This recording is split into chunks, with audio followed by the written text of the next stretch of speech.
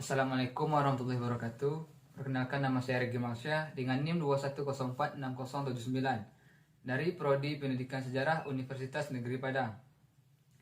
Baiklah, di sini saya akan menjawab pertanyaan ujian tengah semester sebagaimana yang telah diinstruksikan dalam e-learning. Yang pertama yaitu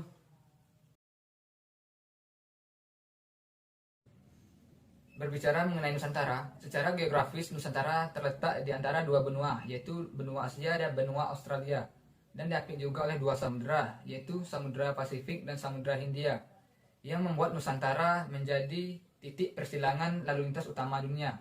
Saat itu, Nusantara dijadikan sebagai jalur pelayaran bagi pedagang Cina.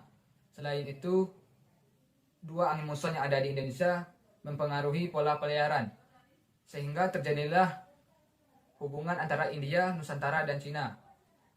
Dengan dijadikannya Nusantara sebagai relasi antara pedagang Cina dan pedagang India, Nusantara banyak dipengaruhi oleh keberadaan mereka, terutama dalam bidang kepercayaan maupun kebudayaan, sehingga terbentuklah suatu tatanan baru dalam kehidupan masyarakat dan dalam bidang pemerintahan.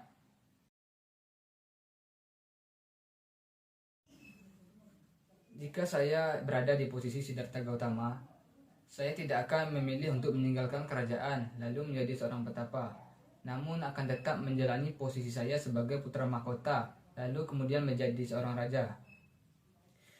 Dan pada suatu saat nanti, jika saya menjadi raja, saya akan membuat suatu peraturan atau kebijakan yang dapat mensejahterakan rakyat. Dengan status saya sebagai raja, itu berarti bukan halangan untuk saya lebih peduli dengan rakyat ataupun halangan untuk berbaur dengan rakyat.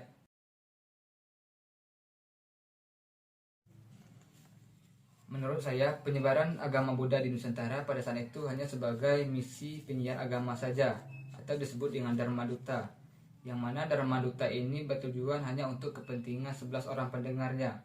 Sedangkan agama Hindu masuk ke Kalimantan sebagai akibat dari perubahan jalur perdagangan yang sebelumnya sudah tidak aman lagi, sehingga mereka mengubah jalur perdagangan menyusuri daerah Kalimantan. Daerah Kalimantan tersebut yang dimaksud adalah Kutai.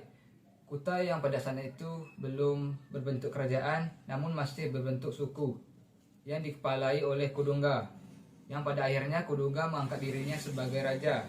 Meskipun ada beberapa pendapat yang mengatakan bahwa Kudungga tidak dapat dikatakan sebagai raja pertama kerajaan Kutai, namun disinilah cikal bakal munculnya kerajaan pertama atau kerajaan tertua di Indonesia yang bercorak Hindu, yang mendahului kerajaan bercorak Buddha setelahnya.